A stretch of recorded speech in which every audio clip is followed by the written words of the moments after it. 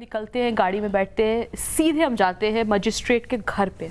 एक कॉलोनी थी, नहीं पता कौन सी थी। मेडिकल के बाद रात में करीब 2 बजे के आसपास। हाँ 2 बज गए थे, 2 बज गए थे। एक अच्छी सी कॉलोनी थी लुधियाना में, अब नाम नहीं याद है। गाड़ी में बैठ के लेके गए हमको, मजिस्ट्रेट मैडम आई, रोड पे आ गई, रोड के बीच में, घर के भी अंदर नहीं, बीच सड़क पर मजिस्ट्रेट मैडम उतरी। मुझे पुलिस वाले लेकर गए वहाँ पे, मजिस्ट्रेट के सामने खड़ा किया। उन्होंने पूछा कि भावना आपका नाम है? मैंने बोला जी मैडम, मैं एक पत्रकार हूँ और बड़े चैनल में नौकरी करती हूँ, यहाँ पे सिर्फ आई थी रिपोर्टिंग के लिए मैम, लेकिन जो हो रहा है गलत हो रहा है, प्लीज़ देखिए मैम। तो उन्होंने बोला क्या हुआ था? मैंने बोला मैडम मैं तो गाड़ी में थी भी नहीं, और गाड़ी में पता नहीं ऐसा कह रहा है टकरा गई, रैश मतलब कि, और मेरे ऊपर SC/ST एक्ट लगाया, बल्कि मेरी तो उन महिलाओं से एक बात भी नहीं हुई, मैं तो उनको जानती नहीं, तो बात कहाँ से करूँगी और बात क्यों करूँगी मैं? मेरी तो उनसे, कहते हैं ना कि जब बात आप तब करते हो जब आपका खुद आमना सामना होता है। ना मैं गाड़ी चला रही हूँ, ना मैं गाड़ी में बैठी हूँ। गाड़ी में तो तब बैठी जब आप लोग के बीच नोकझोंक हो चुकी है, या जो भी बात आप चिल्ला रहे हो, लेडीज वो शाउटिंग, तब मैंने कहा चलो ठीक है। मजिस्ट्रेट ने बोला ठीक है जाइए। उन्होंने बस बोला जाइए। मैं जैसे मूव कर रही थी, उन्होंने बोला यार तुमने किस आधार पर गिरफ्तारी कर ली है? अचानक से ना पुलिस वालों को बोला, हाँ, फटकार लगाने लगी। किस आधार पे गिरफ्तारी हुई है? ये गलत किया है तुम लोगों ने, तुम्हें पता है तुम लोगों ने क्या किया है? वो एक आवाज़ होती है ना, आप जब मूव करते हो, मैं थोड़ा स्लो हो गई, वो बोल रही है कि किस आधार पे गिरफ्तारी हुई है? तो पुलिस वालों ने कहा मैडम थोड़ा डाउट था, यूपी बिहार के हैं। ठीक है, मुझे तब तक लेके वापस आके गाड़ी में बैठा दिया गया। अब तो मेरे समझ में नहीं आ रहा है क्या हो रहा है। मजिस्ट्रेट ने क्या बोला, मुझे गाड़ी में बैठ के कुछ पुलिस वालों ने बोला कि कल सुबह आपको सेशन कोर्ट में पेश किया जाएगा। मैंने बोला ठीक है। मैंने बोला अभी कहाँ जा रहे हैं हम?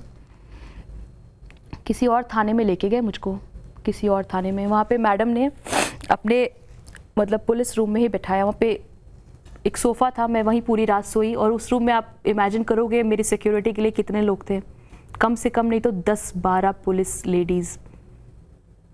मैं बस एक सोफे पे मतलब अपना लेटी। Oh my God. मैं नाविका जी, मैं चाहता हूं देश इन बातों को सुने, और आप देखिए कि सच दिखाने के बदले उस पर चैनल पर दबाव बनाने की वजह से एक महिला के साथ क्या क्या हुआ है, ताकि वो मेंटली टॉर्चर महसूस करे और वो दर्द चैनल में ट्रांसफर हो, ताकि वो खबर रुक जाए।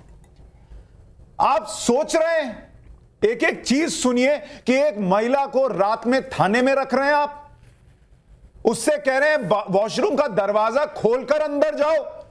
टेररिस्ट है क्या वो? कहां भाग जाती वो?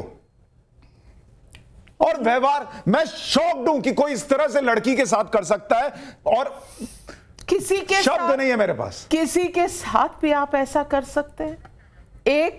एक आप स्टोरी रुकवाने के लिए, एक लड़की, एक कैमरामैन, एक ड्राइवर,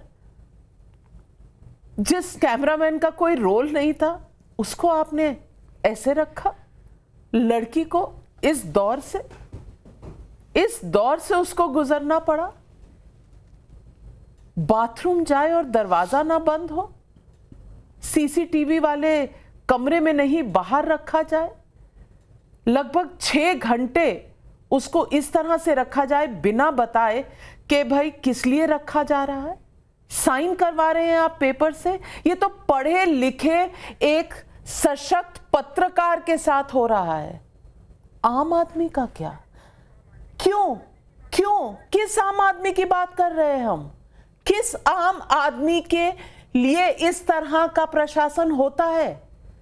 अगर एक पढ़ी लिखी लड़की एक चैनल के, बड़े चैनल के साथ, जो देश में नेशनल चैनल है, उसके साथ अगर ये हो सकता है, तो फिर इस देश में क्या ब्रेकडाउन है? नाविका जी, ये तो फिल्मों में लोगों ने देखा था कि नेता जो है वो इस तरह से इस्तेमाल कर लेते हैं अपने पूरी मशीनरी का और दबाव बनाते हैं। और मैं पूछना चाहती हूं तुमसे कि तुम्हें कभी भी ये कहा गया कि चैनल स्टोरी चला रहा है, ये स्टोरी बंद होनी चाहिए? ये कहां से आदेश आ रहे हैं? कौन कह रहा है? बार बार वो कह रहे थे कि हमें ऊपर से आदेश है, हम नहीं कर रहे हैं। कोई भी पुलिस वाला तुम्हारा बुरा नहीं चाहता। स्टोरी के ऊपर शीश महल का नाम लेता आया था। मुझे बोला कि आप रुकवाइए उसको। मैंने बोला कि मैं कैसे रुकवाऊँ, मैं छोटी एम्प्लॉई हूँ, आप बात करिए ना अपने ऊपर वालों से, कि बात करें मेरे बॉस से। मैंने ऐसे ही बोला कि भाई मेरी इसमें कोई गलती नहीं है, आप मेरी बॉस से बात, आई वाज गेटिंग कि मैं निकलूँ भाई, मेरी बॉस से बात करिए। डोंट गेट, आप बुरा मत मानिएगा नाविका जी, मतलब मैं उस वक्त अपने बारे में सोच रही थी। मैंने बोला आप सही कह रहे हैं, आप बिल्कुल सही कर रही थी, आपको निकलना था। मैंने बोला मुझे निकालो भाई, मैंने क्या, मैं छोटी सी एम्प्लॉय, मेरी सैलरी कितनी, आप मुझे निकालो। आप नाविका जी ने चलाया होगा, उनसे पूछो भाई, मुझसे ना पूछो ये सब। अरे हम लोग बहुत छोटे से, मैं बार बार कह रही हूँ सर, मैं बहुत छोटी एम्प्लॉय थी, मैं बस रिपोर्ट करने आई थी। ये ऊपर वाला कौन है ना नाविका जी, ये देश समझ रहा है। और मैं आपको बताऊं, ये बातें सुनकर देश को घिन आएगी उस ऊपर वाले से। आगे बताइए, आपके साथ उस रात फिर उसके बाद वहां से कहां ले गए? हम पुलिस स्टेशन आए, मैं रात में 4 बजे, मैंने वहां पे घड़ी लगी थी तो मैंने देखा कि सुबह के 4 बज गए हैं। वो 2 बजे मजिस्ट्रेट के सामने पेश होते हुए और आते हुए, तो जो मैडम थी वहाँ पे, मतलब सीनियर पोस्ट पे थी, मैं किसी का नाम या पद नहीं लूँगी, उन्होंने मेरे लिए थोड़ा सा, एक कहते ना कि दिल रखा। मैं उनको अगर वो मुझे सुन भी रहे, मैं उनके हाथ जोड़ती हूँ।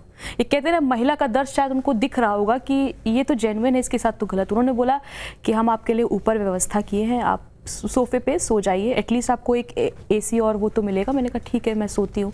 मेरे आसपास 10-15 लोग थे उस रात, और वो पूरी रात बात कर रहे थे, और मेरा सर फट रहा था दर्द से, क्योंकि मैंने तो 6 बजे से पूरा रात मेरा सर ऐसा फट रहा था, मैं बता नहीं सकती। मेरे सारे ज्वेलरी, मेरे जो छोटे मोटे चीज़ थे वो सब निकाल लिए गए थे, मेरे पास कुछ नहीं था। I was having nothing. अब भी तुमको वापस नहीं किया? मेरी बैग और my phone is with them. So फिर मैं सोई, मैं उठ गई, मेरी नींद खुल गई 6-7 बजे। उठी तो लोग शिफ्ट वाले थे, पुलिसकर्मी, तो शिफ्ट चेंज होने लगी, नए आने लगे कांस्टेबल्स, तो लेडी कांस्टेबल्स ही, ठीक है।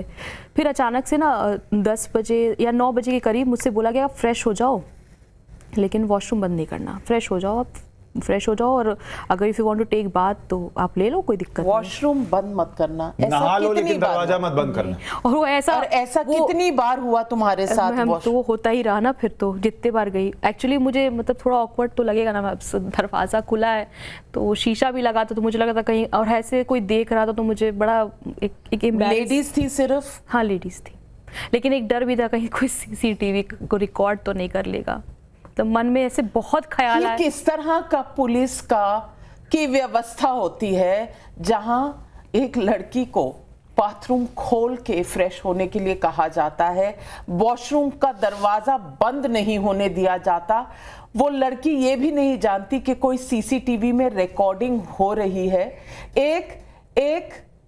एक लड़की के साथ इस तरह क्या ये जो पुलिस में है, ये जो ऊपर वाले हैं, इनका परिवार, इनकी बेटियां नहीं है क्या? ये किस तरह का व्यवहार है? Is this human rights?